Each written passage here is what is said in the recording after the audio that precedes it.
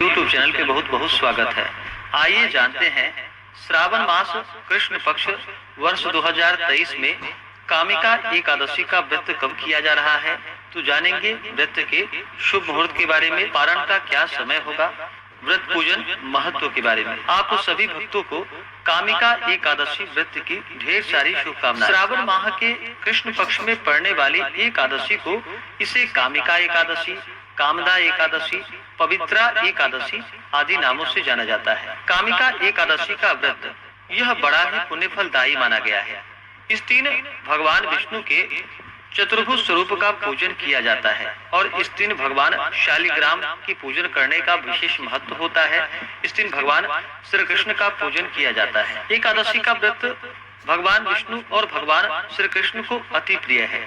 जो भी सच्ची श्रद्धा के साथ, नियम और निष्ठा के साथ कामिका एकादशी के दिन भगवान विष्णु, भगवान कृष्ण, भगवान शालिग्राम का पूजन करते हैं तो इस व्रत के प्रभाव से यह सभी कामनाओं की पूर्ति करने वाली है। इस व्रत को करने से धन, वैभव, पुत्र, पौत्र आदि यह सभी कुछ प्राप्त हो जाता है और इस व्रत को करने से वाजपेयी यज्ञ के बराबर पुण्य फलों की प्राप्ति होती है।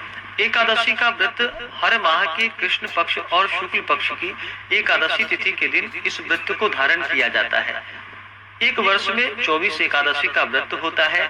वहीं पे अधिक मास होने पर 2/26 एकादशी का व्रत होता है और हर व्रत का अपना अपना विशेष महत्व है। इसी प्रकार से श्रावण मास के कृष्ण पक्ष में पड़ने वाली कामिका एकादशी व्रत का अपना विशेष महत्व है। इस व्रत को पूर्ण श्रद्धा भक्ति भाव के साथ करने से यह सभी प्रकार के पापों को नष्ट करने वाली है और सभी कामनाओं की पूर्ति करने वाली है। जो भी एकादशी का व्रत करते हैं उन्हें व्रत के लिए दशमी के दिन से ही व्रत में नियम का पालन करना पड़ता है। दशमी तिथि के दिन, जो कि सूर्यास्त होने से पहले ही एक समय भोजन ग्रहण कर लेनी चाहिए।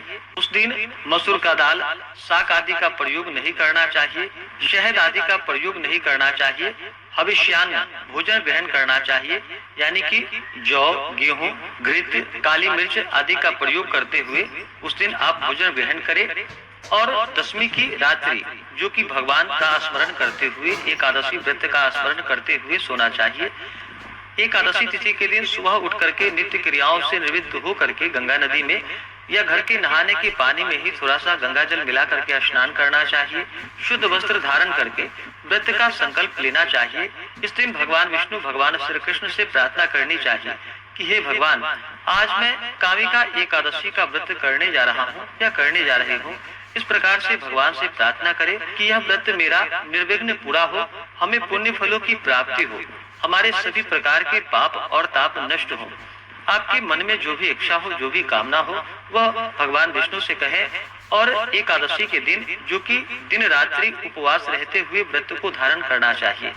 जो उपवास नहीं रह पाते हैं, जिनका स्वास्थ्य सही ना हो, तो आप एक समय फलाहार ग्रहण करके भी व्रत को धारण कर सकते हैं। और एकादशी के दिन, जो कि सुबह और शाम के वक्त भगवान का पूरे विधि विधान के साथ पंचोपचार या कोटोपचार पूजन विधि के द्वारा भगवान विष्णु, भगवान श्री कृष्ण, भगवान शालिग्राम का पूजन करना चाहिए। इस दिन भगवान विष्णु का, भगवान श्री कृष्ण का, जो कि तुलसी मंजरी से पूजन करने का बड़ा ही विशेष महत्व माना गया है। और इस दिन रात्रि में दीप दान करने का भगवान विष्णु के नाम से बड़ा ही विशेष महत्व माना गया है। इस एकादशी की रात्रि भगवान विष्णु के निमित्त रात्रि में दीप दान करते हैं, उसकी फल प्राप्ति को चित्रगुप्त भी नहीं समझ सकते। और इस दिन, जो कि रात्रि पर्यंत मनुष्य भगवान की प्रतिमा के सम्मुख दीप को जलाया करता है, इससे पितर लोक को भी अमृत प्राप्त होता है। घृत एवं तिल के तेल से दीपक जलाने वाले को कामिका एकादशी व्रत के प्रभाव द्वारा स्वर्ग लोक की प्राप्ति होती है। इसलिए इस प्रकार से पाप नाशिनी कामिका एकादशी का व्रत हर मनुष्य को करना चाहिए। यह बड़ा ही पुण्य फलदायी माना गया है। तो इस दिन भगवान का पूरे विधि विधान के साथ सुबह और शाम के वक्त पूजन करना चाहिए। जहाँ तक हो सके रात्रि जागरण करते हुए समय को व्यतीत करना चाहिए और अगले दिन जा करके द्वादशी तिथि के दिन सुबह स्नान करके शुद्ध वस्त्र धारण करके भगवान का पूजन और